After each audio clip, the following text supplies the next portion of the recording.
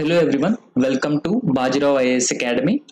Now we have been discussing 2023 mains questions, right? So this is General Studies paper 3. General Studies paper 3. Till yesterday we have discussed up to question number 12. So in this lecture we will discuss question number 13 onwards. The question is explain the changes in the cropping patterns in India in the context of changes in the consumption patterns and marketing conditions. So this is the question, and this question we need to address in 250 words. 250 words. So in this question, first you need to write the introduction. So introduction, whether you can start explaining or defining what is cropping pattern. So you can define what is cropping patterns, or you can also give some data that gives the cropping pattern situation, okay, or the changes in the cropping patterns in India over a period of time. Now in this context, the changes in the consumption pattern, this is the first part of the question, the changes in the consumption pattern and the marketing conditions, this is the second part of the question. So how changes in the consumption pattern and marketing conditions actually influence or change the cropping patterns in India. So this is how you need to structure the entire answer. Now, come to this, the cropping pattern. Here, the definition of the cropping pattern has been given. So the definition of cropping pattern is the proportion of area which is under the different crops. We have we have commercial crops, we have food crops. So all these cropping varieties, so these different crops under a proportion of land area at a particular point of time. At a particular point of time. So this is called as a cropping pattern, and this cropping pattern changes or the distribution of these crops changes over a period of time. However, these particular changes are determined by factors like rainfall, climate, temperature, soil type, and technology as well. Imagine, for example, there are certain crops, they are water intensive crops, whether it is wheat, rice, sugarcane. However, wheat and rice are mostly cultivated in the states like Punjab and Western UP. Those crops were introduced or intensively cultivated during the first Green Revolution times. The reason for this availability of irrigation infrastructure or availability or excess rainfall. So therefore rainfall also influences cropping patterns in particular region. Along with the rainfall, climate also influences same, temperature and soil types. So this is how you can define what exactly is the cropping pattern. Now the first part of the question is changes in the cropping pattern in India and how it is related to the consumption. Now how consumption determines the changing pattern. So in recent times there has been a growing demand. Okay, there has been a growing demand for nutritional crops. Nutritional crops like millets, cereals, pulses. So therefore, when the demand has been growing because of non-communicable diseases, diabetes, and people's increasing consciousness towards more nutritional foods has resulted in increasing demand for nutritional foods. For example, recently there was a popular term called as millet idlis. So millet idlis that are nutritional in nature.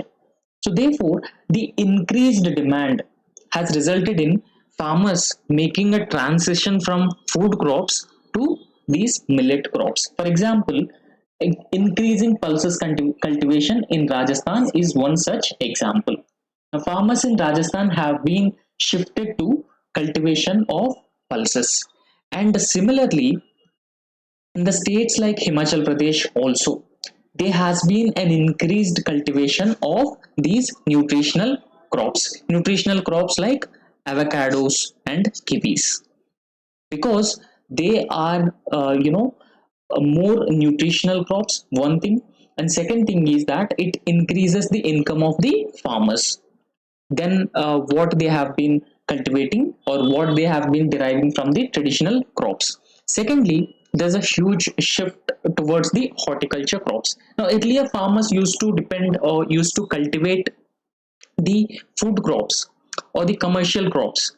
Now, for commercial crops like sugarcane, cotton, etc. However, now the farmers have been shifting to horticulture crops because the domestic demand of the horticulture crops is increasing.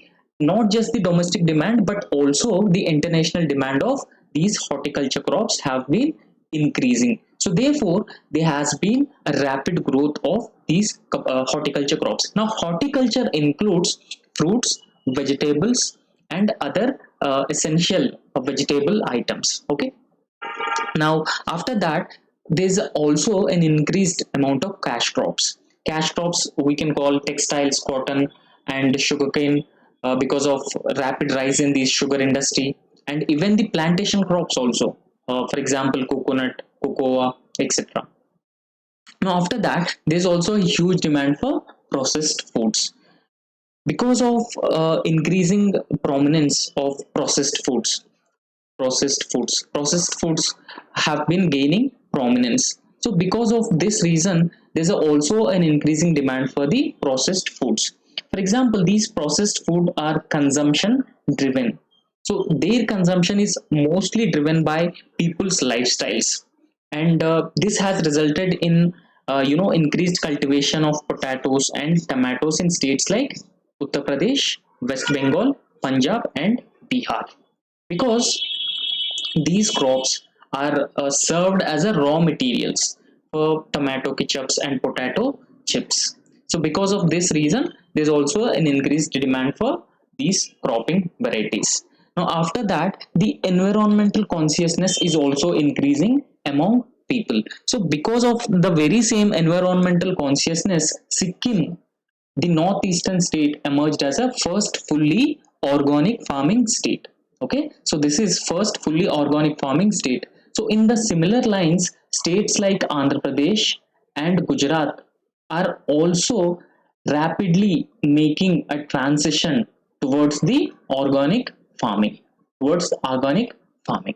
So therefore, environmental consciousness also driving farmers to adopt more sustainable agriculture practices. So they are also making transition towards organic farming and zero budget natural farming.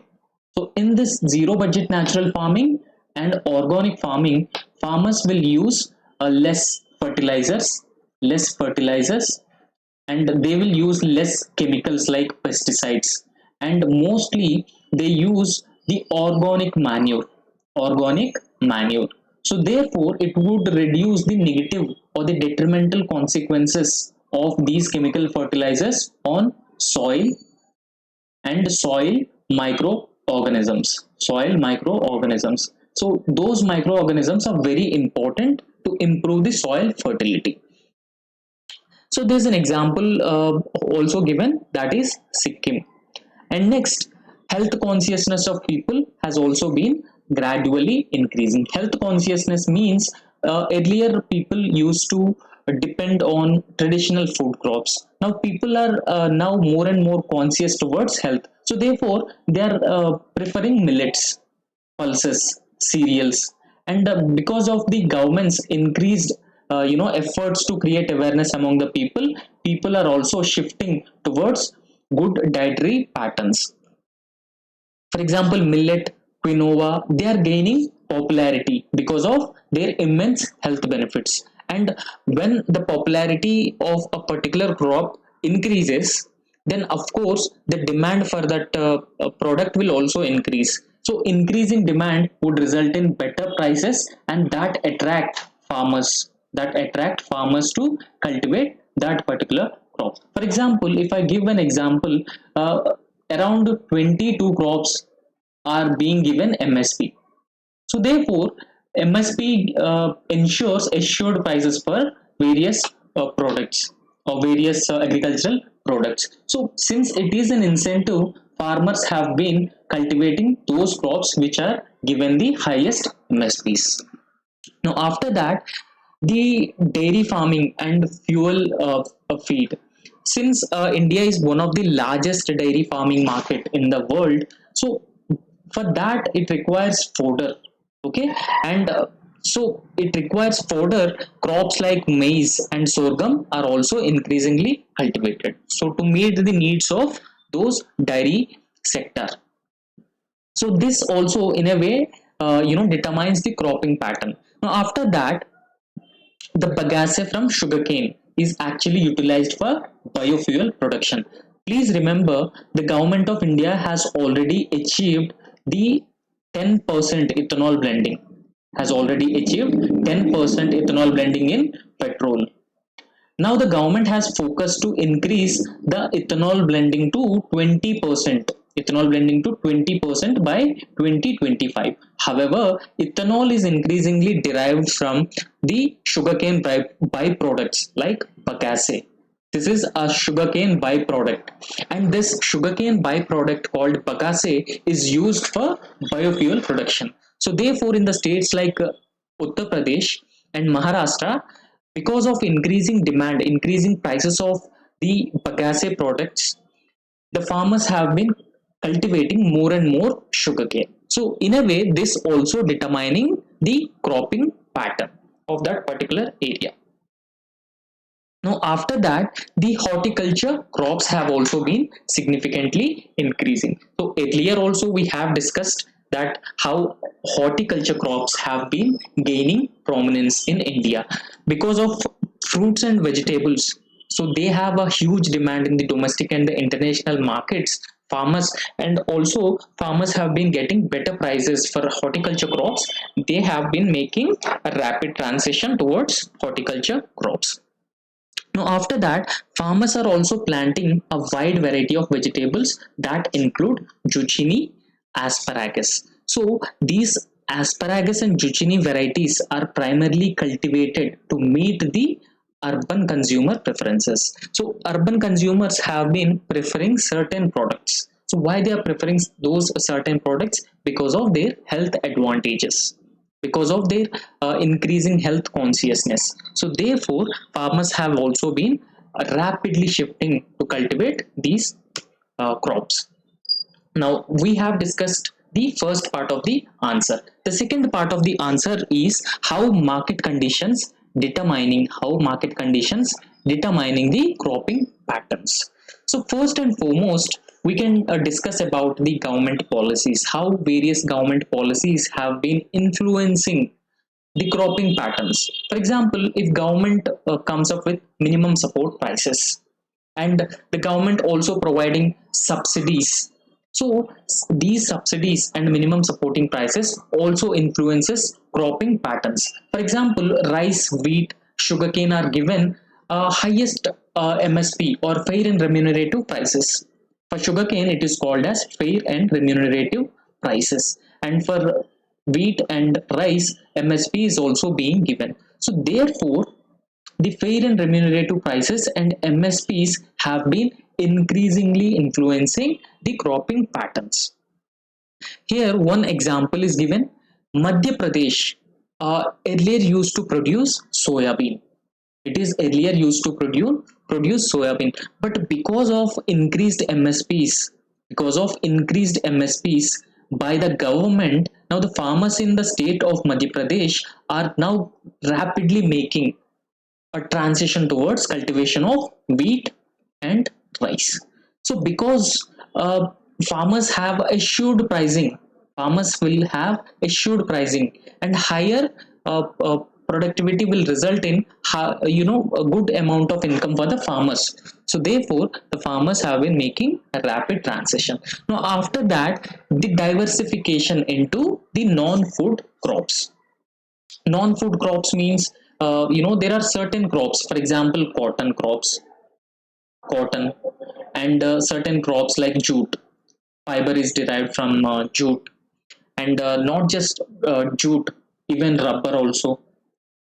So they are called as uh, non-food plantation crops. And so since the demand is very high for those products, because of from these products, ties can be made, cloths can be made, and even biofuels can also be derived from these products. So, therefore, these non-food crops have a huge market potential. Now, after that, the external factors have also been determining the overall cropping pattern in India. For example, how the external factors have been determining. We all know that India is a largest importer of oil seeds to meet domestic demand, and India is also largest producer and importer of pulses. So therefore, uh, since there's a huge domestic demand for both oil seeds and pulses, now farmers have been taking advantage of this situation, and they started increasing cultivation of oil seeds and pulses as well under various government programs. So if we see this in perspective, uh, the production of these oil seeds has been increased nearly 43% from 2015 to 2016.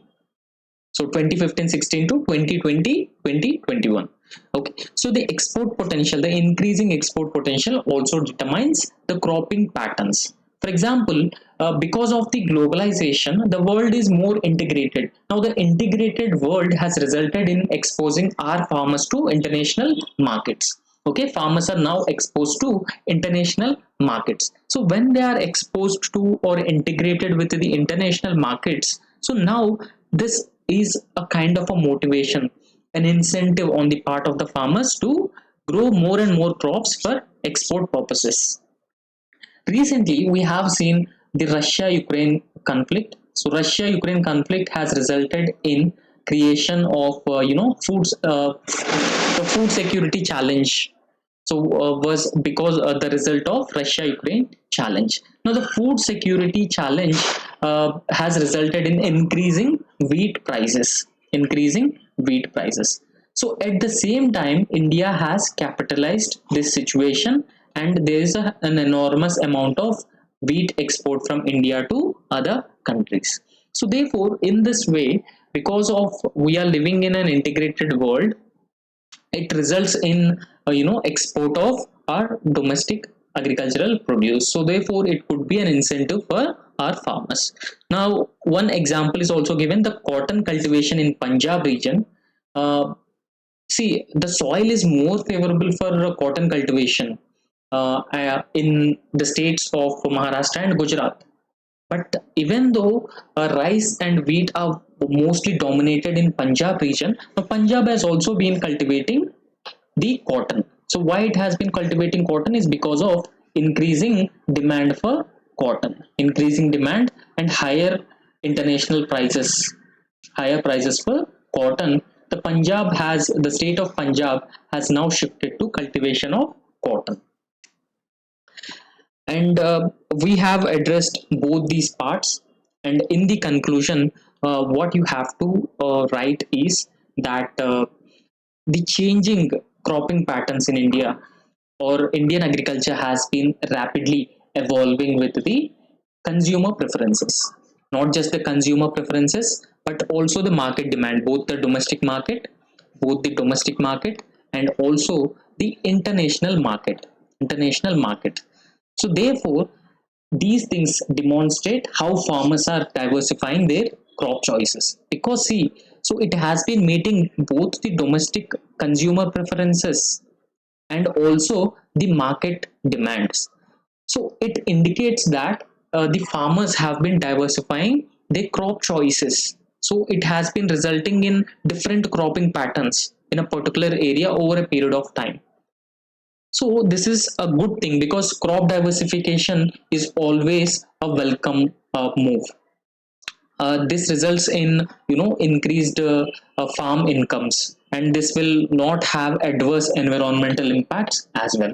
So therefore, crop diversification need to be further encouraged and supported. So that could be possible through cropping patterns. And so this is how you can conclude this answer. So if you want, you can also link it with doubling farmers income by 2022, that was suggested by Ashok Dalwai committee. And you can also write the recommendations of ms Swaminathan committee, so in the conclusion itself. Okay, so he says that lab to land linkages lab to land linkages, and the direct uh, the connection between the farmers and the consumers. So such recommendations you can write, and you can also write Ashok Dalwai committee in this regard. So this is all about this question. So the next question is, this is also related to the agriculture sector, and this question has linked agriculture sector with the agriculture plus WTO. Okay, agriculture plus WTO. Now, in this question, so what are the direct and indirect subsidies provided to farm sector in India? In India, the government of India has been providing various direct and indirect subsidies to farmers and agriculture sector in general. So therefore, the question has been asking, first we need to write what are those direct and indirect subsidies, and the second part of the question is discuss the issues raised by the World Trade Organization in relation to agriculture subsidies. So, World Trade Organization main responsibility is ensuring fair trade. So, ensuring fair trade, and also subsidies announced by one particular country does not distort the international market. So, those subsidies does not distort the international trade. So therefore, in this context, a World Trade Organization has imposed certain restrictions or limitations on a kind of subsidies a country can provide. Subsidies a country can provide. So in this context, we need to discuss the issues that are actually raised by World Trade Organization in relation to agriculture subsidies. Now, firstly, you can define what is direct and indirect subsidies or subsidies in a way, or you can even write any data. You can write any data the government of India has been providing assistance uh, valued at this much of amount, something like that. So here the introduction says that the government of India provides farm subsidies, both direct subsidies and indirect subsidies. The main objective of providing such subsidies is supporting agriculture activities. Okay, the first objective is the government wanted to support agriculture activities, because we all know that the agriculture sector has been facing distress with low productivity, distress with farmer increasing farmer suicides, the debt burden on farmers, and also the lack of enough infrastructure and marketing facilities. So therefore, there is a need to provide support to agriculture sector first and foremost, and secondly, ensuring food security is also very important for a country like ours. So because we have around 1.3 billion population, 1.3 billion population, and we have been constantly providing food grains to around 80 crore population through public distribution system to ensure the food security. And in fact, there are several indexes like global hunger index.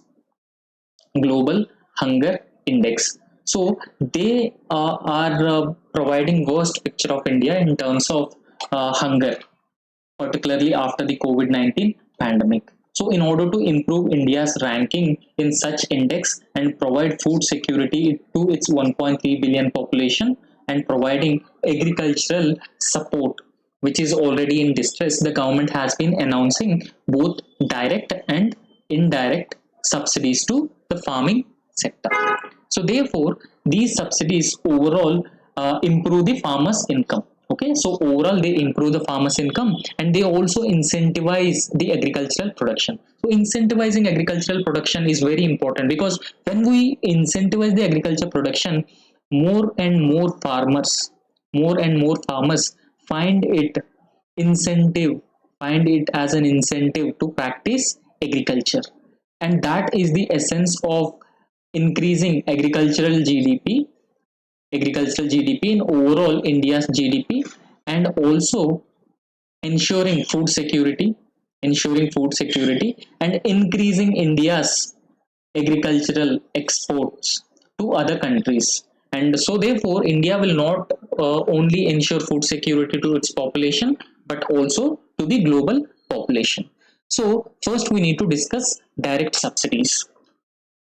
The direct subsidies consist of minimum supporting prices. Earlier we have discussed government announces minimum support prices to around 22 crops. Around 22 crops. So MSP is one such direct subsidy provided by the government. Now this MSP is actually a price at which government will purchase these commodities from the farmers. For example, the government announces a particular price for rice, okay, and if a farmer finds prices higher than the MSP price in the market, higher than the MSP price in the market, the farmer can sell his produce. However, the market prices are lower than the government announced MSP. The government is ready to acquire produce from the farmers. So this is the concept of MSP, and MSP is a direct subsidy. And second concept would be providing fertilizer subsidy to the farmers. So providing fertilizer subsidy is also part of a direct subsidy. So if you look at the amount which is spent on fertilizer subsidy, the government has been spending around 50,000 crore on fertilizer subsidy alone. So this is the data from this financial year, right? So because farmers have to increase the productivity to earn a decent income from the agriculture, fertilizer plays a very important and a very crucial role. So therefore, very often farmers cannot uh, afford high prices of fertilizers. So therefore, the government provide fertilizer subsidy to certain fertilizers like NPK. And after that, the government has also providing interest subsidy on agricultural loans. So very often the government will also go for farm loan waivers, and even providing concessions on loans and interest rates uh, on the loans taken by the farmers. So therefore, it would be more and more affordable for the farmers to repay those loans, and it would also make farmers get some relief from the crop failures because of the vagaries of the monsoon. Now after that, there is some example also given. The example is credit subsidy.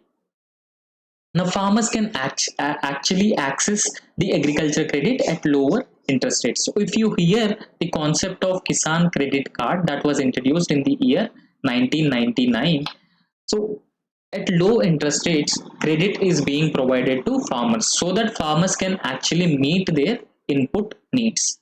Farmers can meet their input needs. So, after that, the direct payment scheme. For example, government has introduced Pradhan Mantri Kisan Samman Nidhi. Pradhan Mantri Kisan Samman Nidhi provide 6,000 rupees for every farmer in 3 installments. So this scheme also will help farmer to meet their input needs, and also the post harvest losses, because 6,000 rupees is not a one time payment, but it is paid in 3 installment to all the landed farmers. However, we need to understand one drawback of the PM Kisan is it is not available to tenant farmers. Okay, it is not available to tenant farmers and also sharecroppers.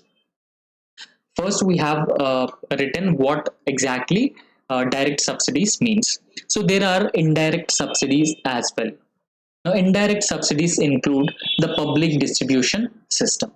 Now, through public distribution system, the government has been uh, providing food grains to people who are below poverty line. Around 80 crore of India's population getting benefits from the public distribution system. So at a very affordable or a lower prices, the government will provide food grains to poor people. In fact, if you look at some states, they are even providing food grains even for 1 rupee kilo, rice at 1 rupee kilo, or even 2 rupee kilo, even 2 rupee per kilogram. So because of these indirect subsidies also, the World Trade Organization has been raising concern. So imagine a situation where we are talking about the world is integrated because of the globalization. So in an integrated world, so the other countries like US, Australia, and Europe, because of increased technology and huge mechanization, they produce excess food grains. They produce excess food grains, and they also look for export markets because of their higher productivity and excess production. So they look for external markets. With the second largest global population, India is an attractive destination for these countries to export their food grains to India. However, when the government is providing subsidized food grains to people around 80 percentage of its population at a very at a lower rate, then it obviously distort the trade. It obviously distort the trade. So therefore, the WTO, which envisions free and fair trade, has been objecting the government's public distribution system move as well. However, India has been giving a reasoning that several of its people are below poverty line. So therefore, it is essential for a country like India to uplift people from the poverty, hunger, and also reduce the levels of malnutrition. And this can be possible through public distribution system. So you have understood this concept as well. So after that, the electricity subsidy. The government has also been providing electricity subsidy to the farmers. For example, in states like Andhra Pradesh, Tamil Nadu, they have been providing around 7 hour free electricity to every farmers, so they can freely extract the underground water through bore wells. So there's also an example, Punjab. This is also a form of indirect subsidy. Because of this indirect subsidy, India has become one of even the largest explorer of groundwater resources. And heavy exploitation of groundwater resources will result in the reducing groundwater tables, and that also result in water crisis, and also environmental crisis. Right. Now, after that, the government has also been providing crop insurance subsidy. Crop insurance subsidy in terms of lower premiums. So this is also part of the indirect subsidy. The government has already launched Pradhan Mantri Fasal Bima Yojana. Pradhan Mantri Fasal Bima Yojana will ensure insurance facility for the farmers, both horticulture crops, food crops, and also cash crops. However, the premium is kept at very low. Because of a lower premium, the government aims at including more and more farmers under the insurance net, so that in case of a crop failure, or in case of a pest attack, the farmers will be protected even in case of a natural calamity. And this is also a form of an insurance subsidy, indirect insurance subsidy. Now, after that, even though it is not a major contributor of farm subsidies, even research and extension services are also considered as a some form of indirect subsidy. Okay, so some form of indirect subsidy, but this is not the major form of subsidy. And we have discussed both direct subsidies plus indirect subsidies. So in this context, we should also understand the issues which are raised by the World Trade Organization. So what are the main issues raised by the World Trade Organization with these direct and indirect subsidies? The first and foremost thing that World Trade Organization has raised is market distortion. Because of the programs like minimum supporting prices, they have resulted in distortion of international markets, distortion of prices. So distortion of prices, and this is also detrimental to the fair market practices at the global level. So therefore, the WTO has been raising concerns over this. In 2019 itself, United States filed a dispute against India, or filed a case against India at the WTO. Okay, so what was this all about? It is about alleging India's MSP for wheat and rice as a trade distorting subsidy. So we also discussed how MSP, providing minimum support prices, is actually a trade distorting, because imagine government has been announcing MSPs.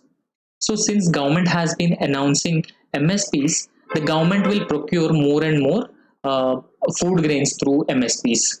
So when the government procuring that food grain, the government will itself supply these food grains, the procured food grains, through public distribution system. So when the government has been distributing these food grains, there will be a lesser demand for food grains which are imported from other countries. So obviously it is considered as a trade distorting subsidy. After that, the public stock holding program. Now the basic aim of public stock holding is to ensure food security for India's population. Okay, so India has to ensure food security for majority of its population.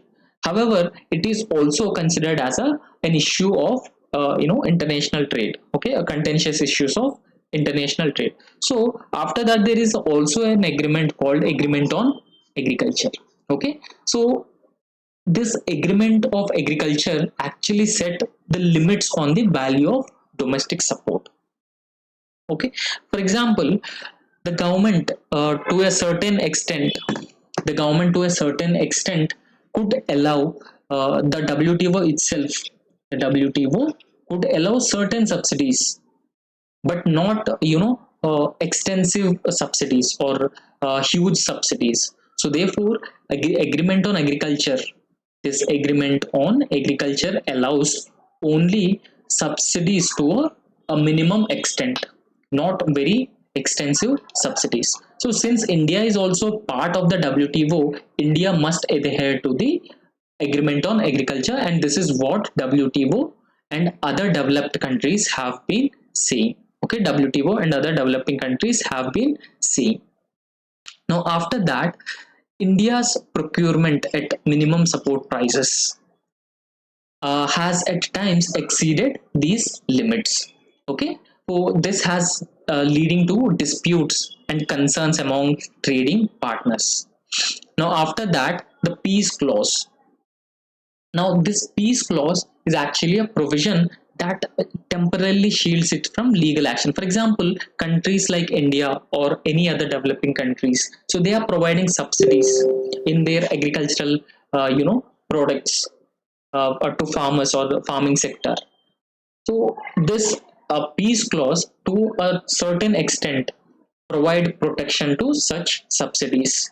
Okay, so however, this is a temporarily provided shield. Okay, so this is a temporarily provided shield. So therefore, India has been mostly relied on this peace clause, and peace clause has also announces certain deadlines. So through that, by that deadline, by that timeline, so India has to meet its the commitments along with other developing countries, because these countries are at the disadvantaged position. So therefore there is a need for differential treatment between developed and the developing countries. So this provision, the peace clause, was already used by in India. The peace clause was already used by India in 2020.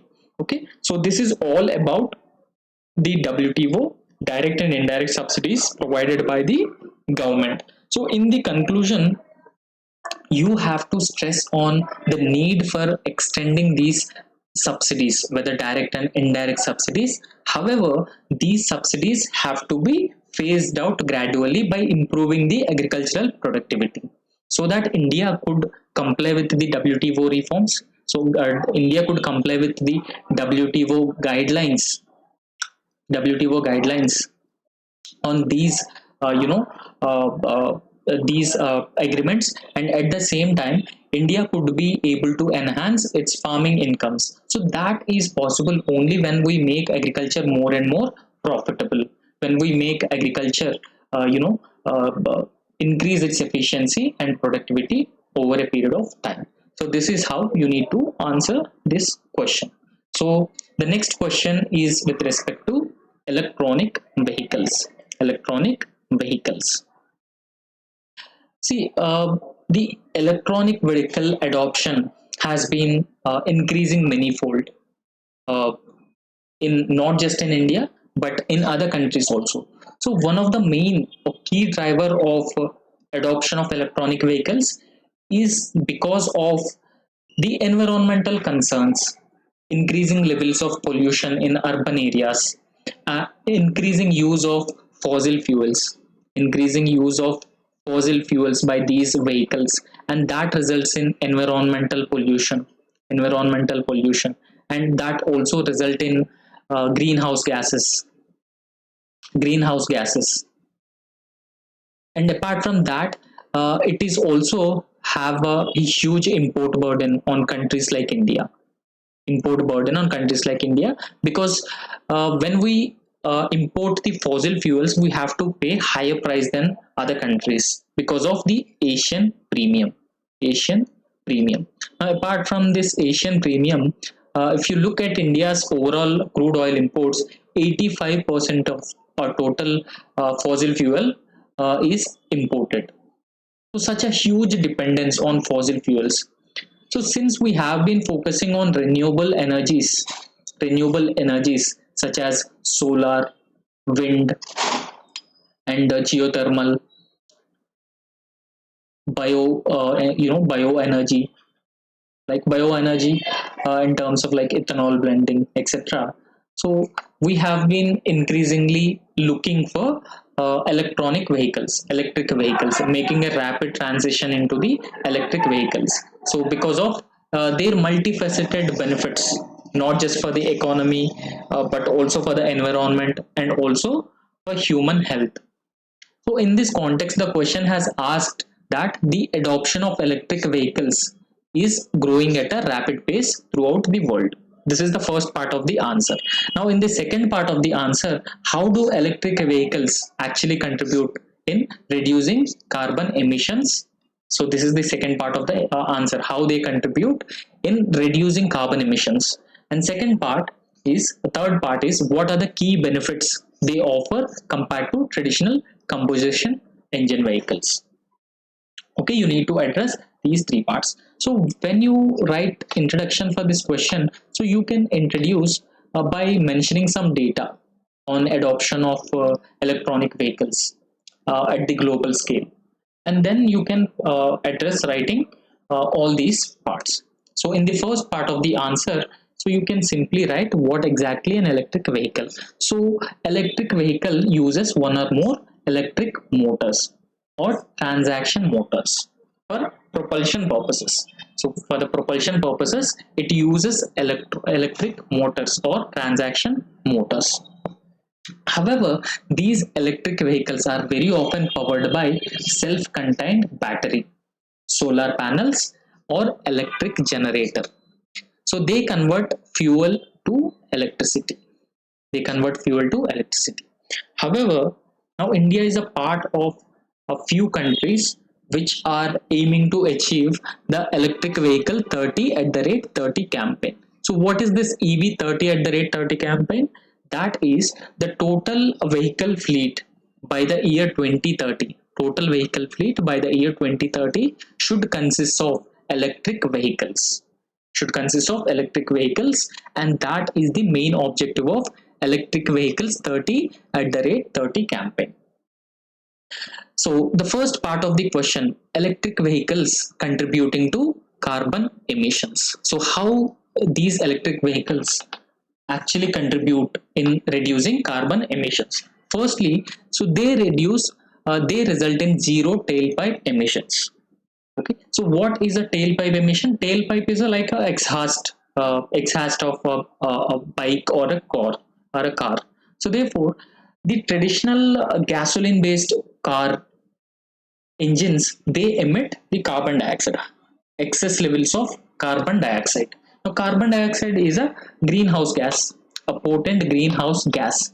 So because of these greenhouse gas emissions, it results in climate change, climate change, and that is a major environmental cause. Because of these greenhouse gases, there's a rapid rise in temperatures. So, on the other hand, we have several agreements like UNFCCC, United Nations Framework Convention on Climate Change. We aimed at reducing greenhouse gases or increasing temperature by 1.5 degrees Celsius by the year 2050. So, in this context, the gasoline based traditional car engines which emit CO2 that further increase or further contribute to increasing temperatures. And these gasoline based car engines not just emit CO2, carbon dioxide, but also emit other pollutants from the tailpipe. So, in contrast to these traditional gasoline based engines, electric vehicles, so they produce zero tailpipe emissions. So, they will not result in a substantial production of carbon dioxide and also other pollutants. So this will result in reducing local air pollution and also the greenhouse gas emissions. Now after that, the cleaner energy sources. So cleaner energy sources in terms of because they use renewable energy. The electric vehicles use renewable energy. They result in zero emissions. They are more environmental friendly. Because of these reasons, uh, uh, they are they emit less carbon or they emit zero carbon, and it is a sustainable soil choice for the people, and it is also one of the most sustainable choice for countries which are aiming to achieve net zero so India also has a net zero target by the year 2070 as part of the mission Panchamrit. And even certain regions like Germany, the surplus wind energy which is produced from the windmills in case of lesser demand of electricity, so that renewable energy will be used in the electric vehicles. Okay, electric vehicles charging. So this can be emulated in other countries as well, so that the electric vehicle fleet could be further increased and the target of EV 30 at the rate of 30 campaign can be met. After that, the comprehensive emission reduction will also be possible through electric vehicles. So, if you look at the entire lifespan of these electric vehicles, so they emit very less amount of greenhouse gases. So they amount very less amount of greenhouse gases, and that is the very essence to reduce the overall temperatures, increasing temperatures in the atmosphere. So therefore, it is more effective in reducing the emissions. After that, the reduced reliance on oil. Now several countries, like even take example of India, 85% of its total imports are sourced from other countries. So in this context, when we have more and more electric vehicles, we could reduce our dependence on fossil fuel import. And that results in enhancing overall India's energy security. We could enhance our energy security or energy needs. Sorry. So energy security means now we can ourselves produce electricity from our solar, farms, and also wind electricity and our nuclear energy generation power plants. However, the second part of the answer is benefits of electric vehicles over traditional combustion engine vehicles.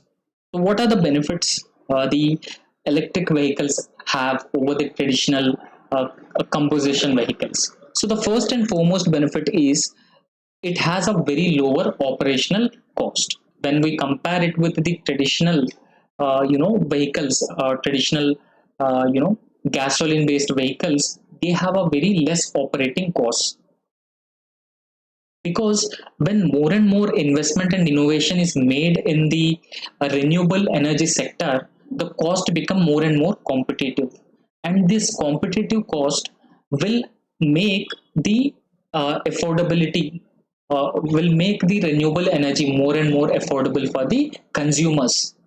So overall, it will result in lower operating cost.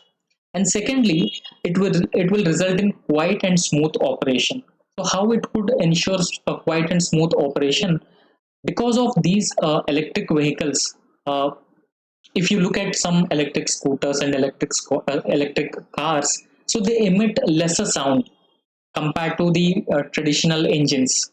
So and it is more convenient for not just for the commuters, the local commuters, but also it results in a smooth experience for people who own these electric vehicles, and it will also result in a more pleasant driving experience for the people who own the electric vehicles.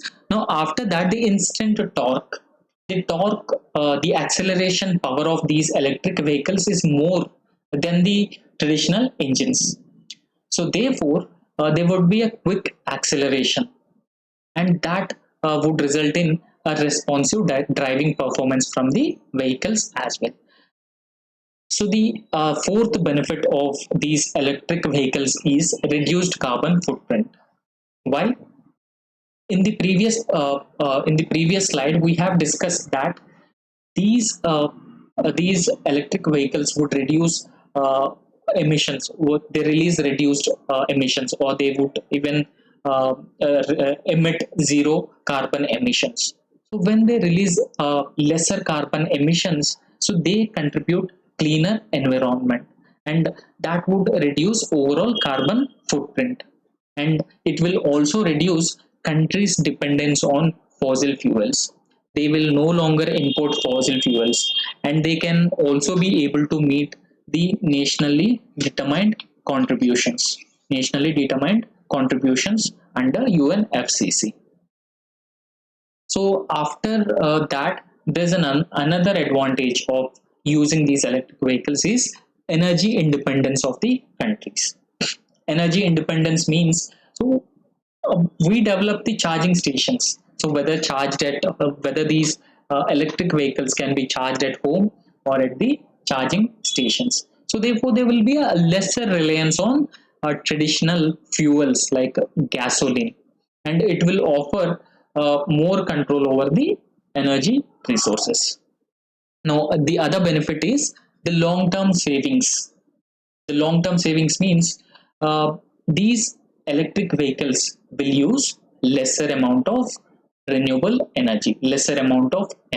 So therefore, when we compare it with the traditional engines, these electric vehicles will use a lesser amount of energy, and that results in long-term savings and will also result in maintenance. Okay, so it is a very cost-effective alternative. Technological advancements. The electric vehicles are not independent of innovation and technological advancements. So when more and more innovation, technological advancements comes in, that will result in improved performance or improved efficiency of these electric vehicles. So therefore, they often come up with a cutting edge technology. So one such example is autonomous driving capabilities of these vehicles, and also they are having advanced infotainment systems. So these facilities will further enhance overall driving experience, more in security and safety, and environment friendly transportation systems.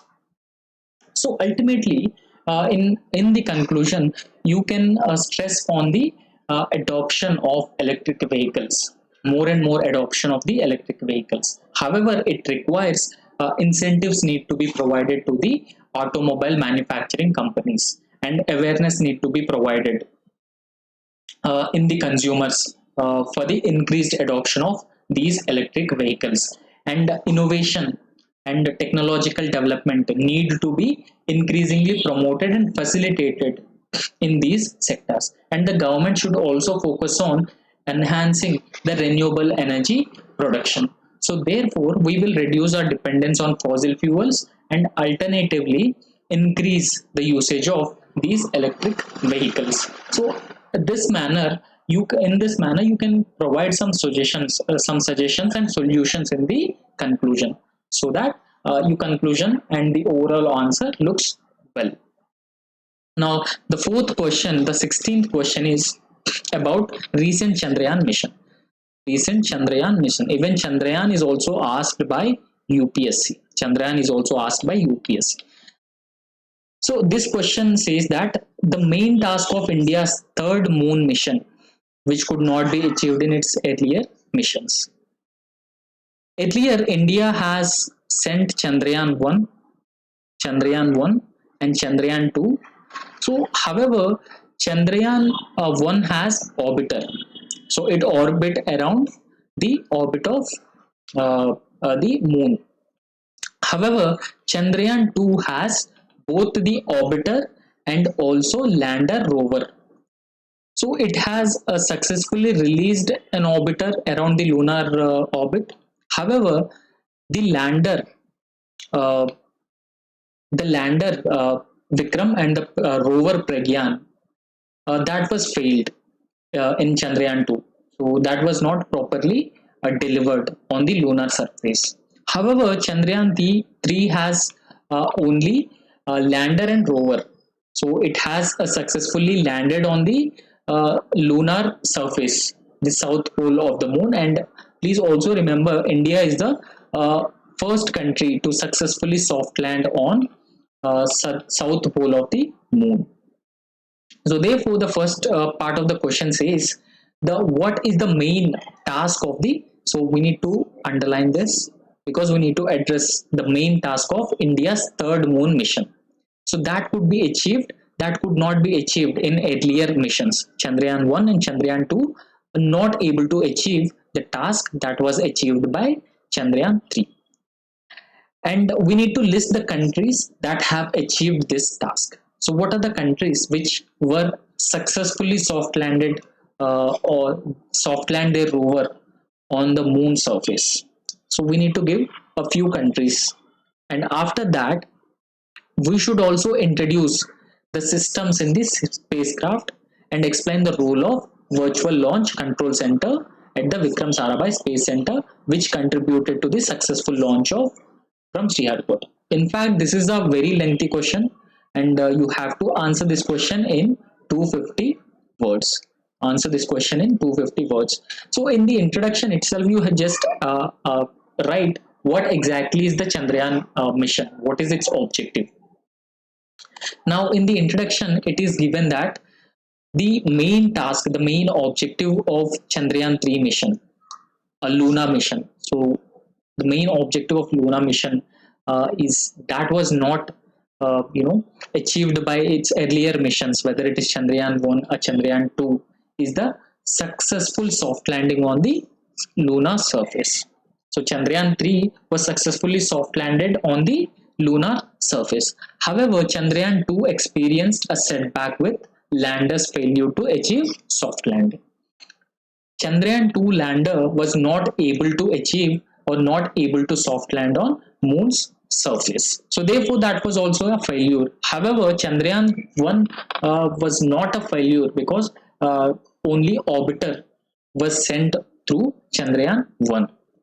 Now earlier few countries have also successfully made a soft landing on the lunar surface. The first country in the year 1959 itself, Russia, through Luna 2, that was hard landed, and Luna 9 soft landed in 1966. Followed by Russia, United States in the year 1969 through Apollo 11 mission soft landed with humans as well. So USA sent humans to the lunar surface. And third, China in the year 2013 and 2019 through Chang'e E3 and Chang'e E4. So they have sent moon missions, and it is also successfully soft landed on moon's surface. So after that, in the year 2023, Chandrayaan 3 soft landed on the moon with Pragyan rover and Vikram lander. So right now we have discussed two parts of the answer. So what Chandrayaan 3 has achieved, while earlier two of its missions were not able to achieve, and what are the countries other than India which are able to soft land on the moon's surface. However, the Vikram lander has also consisting several subsystems, and one among them is propulsion module. So this propulsion module is actually designed for a future exploration of exoplanets. Okay, so apart from moon, we need to identify moon-like planets. Moon-like, a satellite. Moon is considered as a satellite, but we need to, find out new exoplanets. So therefore, this propulsion module will help over a period of time. So these planets will be identified in the habitable zones. So habitable zones are also known as Goldilocks zones. Okay, Goldilocks zones. So what are these Goldilocks zones? So these are the zones, the habitable conditions, a proper distance between the sun. Okay, I mean it is not too close to sun and it is also not too far from the sun.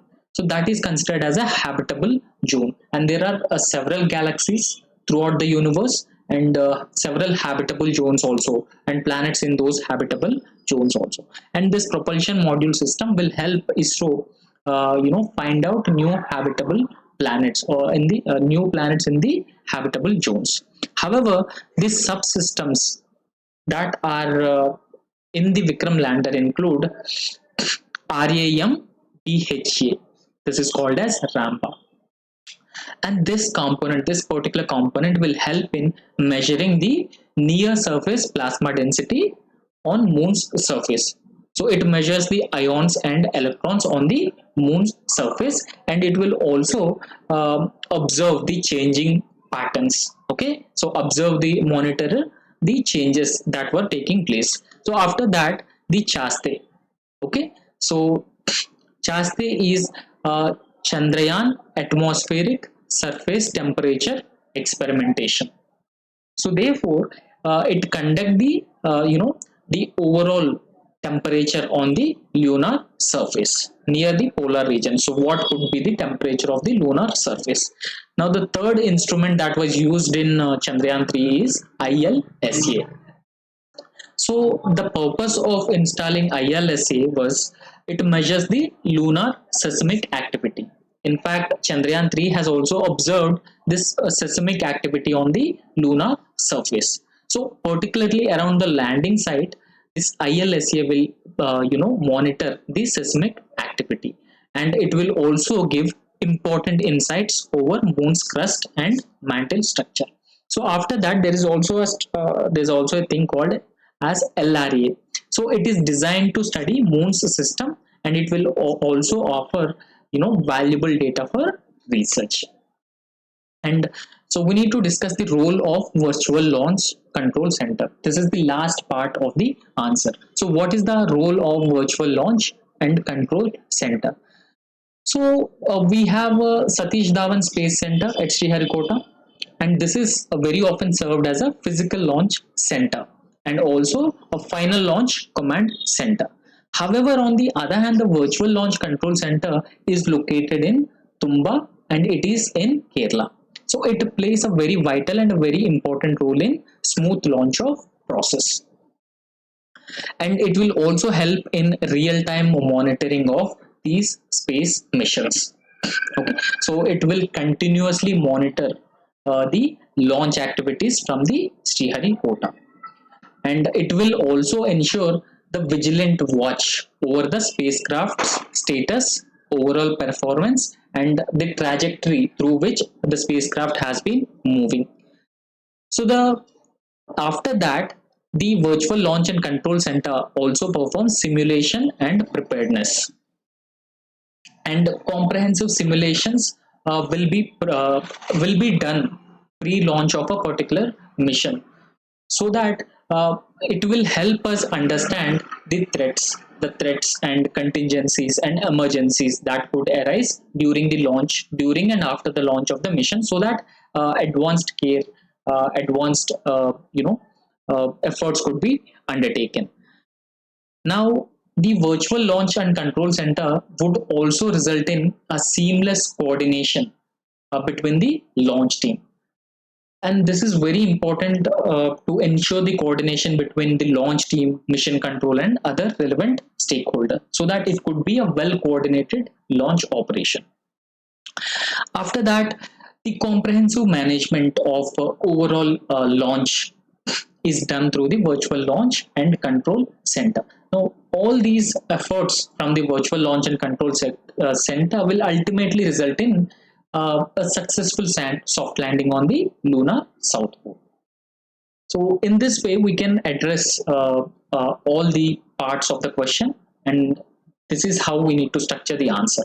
And in the conclusion, so you have to write the overall significance of Chandrayaan 3 and how it could give important insights, and how it will help future space missions, and how it will be a key moral booster for a country like India and its space agency ISRO. So this way you can conclude this answer. So for today, so these are all the questions, and in tomorrow's session we will discuss few more questions. Okay, so thank you.